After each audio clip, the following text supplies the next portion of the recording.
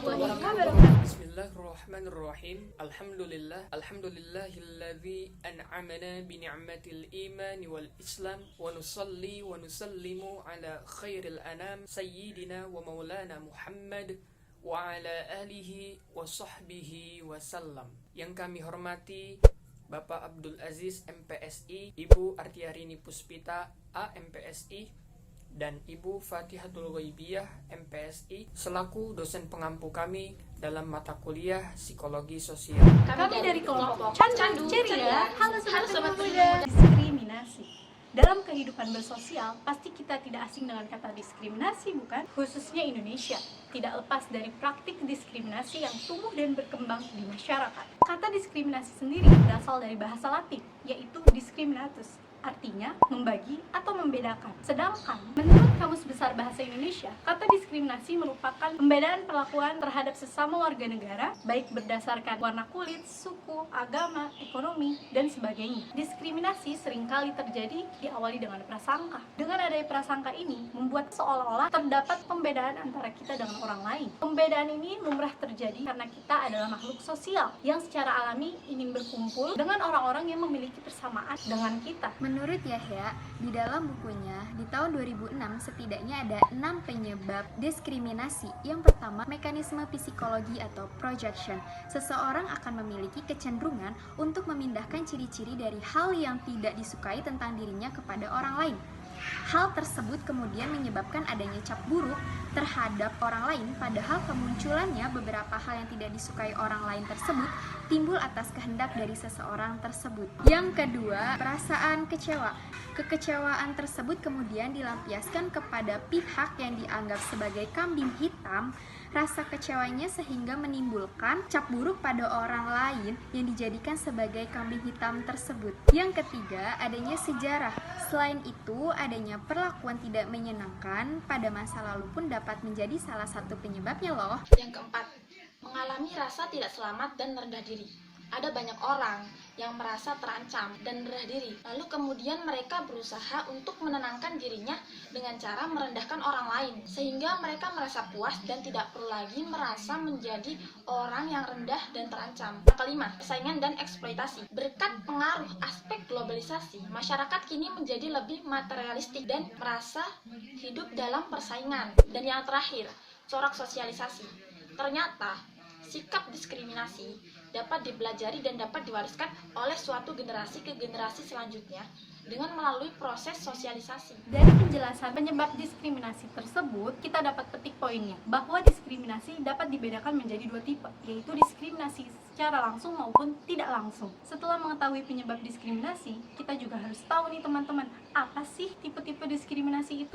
Dalam kehidupan sehari-hari, tidak jarang kita temui kasus diskriminasi yang dialami atau dilakukan oleh orang-orang tertentu, seperti maraknya diskriminasi terhadap gender, ras, suku, agama, warna kulit, sosial, hingga diskriminasi terhadap penampilan fisik seperti difabel atau penyandang disabilitas yang mengakibatkan pertentangan dan perselisihan di masyarakat. Selanjutnya, kita akan mengupas lebih dalam beberapa contoh kasus diskriminasi yang terjadi di masyarakat, baik Indonesia maupun luar negeri. Anda penasaran? Yuk, mari kita simak. Kasus pertama dan kedua akan dibahas langsung oleh rekan saya, Fajar Setiawan dan Nur Fitria ini berasal dari Indonesia. Pasti teman-teman tidak asing lagi dengan kasus diskriminasi terhadap orang Papua ada dalam film dan buku anak, dan kasus yang sedang hangat diperbincangkan pada dunia entertainment Indonesia, yakni Ayah Halilintar diduga diskriminasi anak.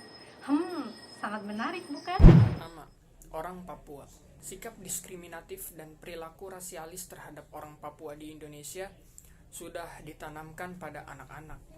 Yang saya baca dalam ulasan berita di internet, menurut Radius Setiawan, mahasiswa doktoral ilmu sosial Fakultas Ilmu Sosial dan Ilmu Politik Universitas Airlangga, menemukan bahwa imajinasi Papua yang primitif, bodoh, miskin, dan hal negatif lainnya sudah terinstitusionalisasi dalam film, tayangan televisi, dan buku sekolah. Masyarakat Papua menjadi korban rasisme dan diskriminasi di negaranya sendiri. Hingga saat ini pun, kejadian rasis dan diskriminatif kerap kali kita temukan. Kasus rasisme yang berujung pada kekerasan menimpa Obi Kagoya, mahasiswa Papua yang berkuliah di Yogyakarta. Kepala Obi Kagoya diinjak sepatu yang dikenakan aparat dan wajahnya tertelungkup ke tanah.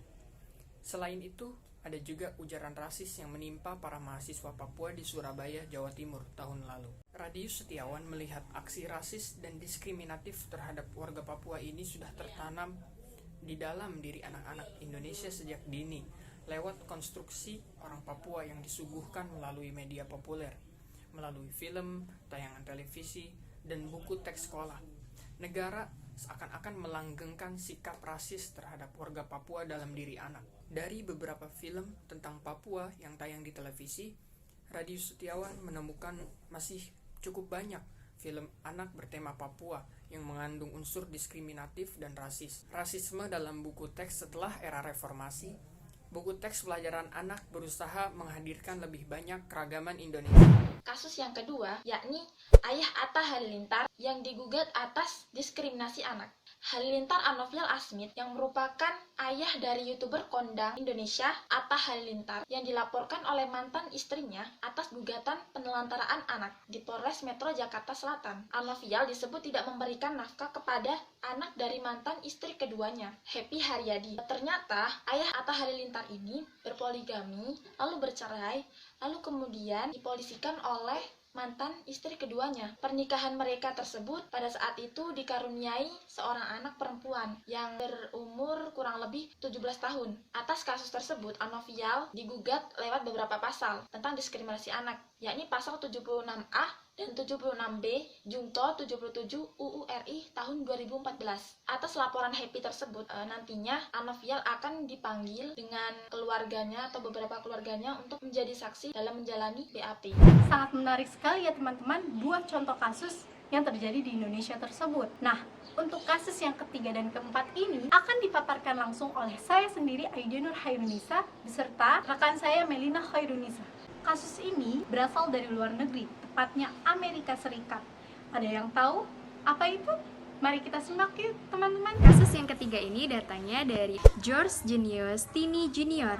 adalah anak Afrika Amerika yang lahir pada tanggal 21 Oktober 1929 di Alcolu, Amerika Serikat. Alcolu adalah sebuah kota kecil yang ditinggali oleh para pekerja yang dimana antara orang berkulit putih dengan orang berkulit hitam tersebut dipisahkan oleh satu jalur kereta. Pada saat George ini berumur 14 tahun, di tahun 1944, tiba-tiba kasus di mana dua anak kecil bernama Betty Juni Winichker yang berumur 11 tahun dan Mary Emma Timms yang berusia 8 tahun itu hilang. Nah, karena George ini orang terakhir yang terlihat ngobrol bersama kedua anak ini, George pun disalahkan menjadi tersangka atas kehilangan mereka.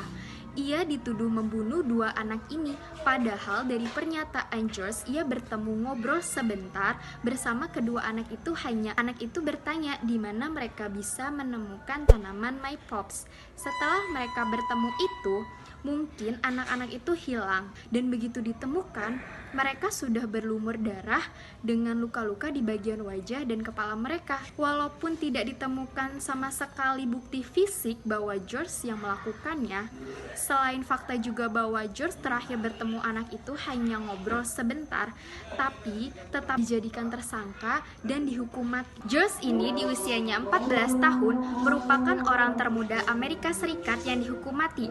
George dieksekusi menggunakan kursi listrik, dan pada 17 Desember di tahun 2014 atau sekitar 70 tahun setelahnya dia dieksekusi, baru dinyatakan tidak bersalah karena memang tidak ada bukti-bukti bahwa dia yang melakukan kejahatan itu. Terakhir, kasus dari Kwame Ajamu. Menurut sumber yang saya baca melalui internet, Kwame Ajamu adalah seorang remaja berusia 17 tahun di Cleveland, Ohio, Amerika Serikat. Di tahun 1975, Kwame yang berumur 17 tahun ini dijatuhkan hukuman mati atas tuduhan perampokan dan pembunuhan penjaga toko bernama Harold Frank. Jadi ceritanya, Kwame dan dua orang lainnya itu, Willie Bridgman berumur 20 tahun dan Ricky Jackson berumur 19 tahun ditangkap gara-gara ada anak berusia 12 tahun bernama Eddie Vernon datang ke polisi mengatakan bahwa ia melihat Kwame dan teman-temannya masuk ke toko dan melakukan apa yang terjadi di sana. Anehnya lagi, walaupun tidak ditemukan bukti fisik, Kwame bersama teman-temannya tetap ditangkap dan hukuman mereka diubah menjadi hukuman penjara seumur hidup. Setelah 20 tahun mendekam di penjara, Kwame Ajamu dibebaskan bersyarat. Namun, dia masih membawa stigma buruk karena orang-orang masih percaya bahwa dia melakukan pembunuhan tersebut. Pada November tahun 2014, Ricky dan Willey akhirnya dibebaskan dari penjara karena Eddie Vernon, anak berusia 12 tahun itu sekarang sudah tumbuh dewasa, lalu mengakui bahwa dia sebenarnya tidak melihat apapun terjadi pada saat pembunuhan Harold Frank.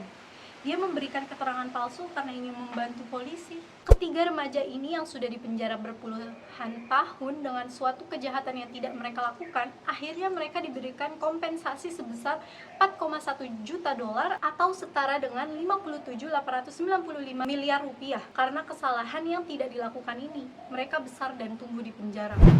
Sangat disayangkan sekali ya teman-teman. Pastinya ini juga sangat mengganggu kondisi psikis mereka. Sebaiknya hal-hal negatif terutama kasus diskriminasi ini tidak terjadi di dalam masyarakat ya teman-teman. Karena sejatinya kita sebagai makhluk sosial pasti saling membutuhkan antara satu dengan yang lainnya. Oh iya, sebelumnya teman-teman sudah tahu belum nih pandangan Islam mengenai diskriminasi? Kira-kira seperti apa ya? Mari kita simak sejenak penjelasan singkat dari rekan saya Fajar Setiawan. Check it out! Kita semua tahu ya bahwa sejak Nabi Muhammad SAW diutus, para pengikut awalnya itu berasal dari kalangan mustada'afin, orang miskin dan budak. Sebut saja misalnya Bilal bin Rabah dan Ammar bin Yasir. Al-Quran mengajarkan bahwa tidak ada yang membedakan antara ras, warna kulit, dan identitas primordial lainnya antara yang satu dengan yang lain. Semuanya sama dan setara di hadapan Allah Subhanahu wa Ta'ala. Sesuai dalam firman-Nya dalam Al-Quran surah Al-Hujurat ayat 13 yang berbunyi, A'udzu billahi minasyaitonir rajim. Ya ayyuhan nasu inna khalaqnakum min dzakarin wa untha wa ja'alnakum syu'uban wa qabaila lita'arafu. Inna akramakum indallahi atqakum. Innallaha alimun khabir. Yang artinya, wahai manusia, sungguh kami telah menciptakan kalian dari seorang laki-laki dan perempuan. Kemudian kami jadikan kalian berbangsa-bangsa dan bersuku-suku, agar kalian saling mengenal. Sesungguhnya yang paling mulia di antara kalian adalah yang paling bertakwa. Sungguh Allah Maha Mengetahui lagi Maha Teliti. Ayat tersebut seringkali dikutip oleh para ulama sebagai argumentasi bahwa tidak ada yang perlu diistimewakan dari seseorang, apalagi karena harta atau rupanya, melainkan hanya takwa kepada Allah Subhanahu wa Ta'ala. Kemudian ayat ini juga berkorelasi dengan sabda Rasulullah SAW yang tercantum dalam Sahih Muslim. Innallaha la yanzuru ila ajsadikum wala ila suwarikum walakin yanzuru ila qulubikum. Sesungguhnya Allah tidak melihat badan dan rupa kalian, melainkan Dia melihat hati kalian. Dari keterangan-keterangan tersebut, kita bisa menyimpulkan bahwa Nabi Muhammad SAW sedari awal telah mengajarkan kepada umatnya untuk menolak segala bentuk diskriminasi, termasuk diskriminasi atas dasar warna kulit, ras, dan lain sebagainya. Wallahu a'lam. Man sabara zafir. Barang siapa yang bersabar, maka dia akan beruntung. Mari tanamkan dalam diri untuk selalu bertoleransi, saling tolong-menolong, dan saling menghargai sesuai dengan semboyan negara kita, Indonesia, Bhinneka Tunggal Ika. Walaupun berbeda-beda, tetapi tetap satu jua. Dan jangan lupa untuk selalu fastabiqul khairat. Berlomba-lombalah kalian dalam kebaikan. Tak terasa, waktu cepat berlalu. Terima kasih teman-teman yang sudah senantiasa meluangkan waktunya untuk menikmati tayangan pembahasan diskriminasi dari kelompok kami, Candu Ceria. Semoga Allah memberkahi kita semua. Jika ada salah dalam satu dan lain hal, kurang dan lebihnya mohon dimaafkan. Billahi taufik wal hidayah. Wassalamualaikum warahmatullahi wabarakatuh. Sayonara sobat penyuluh muda.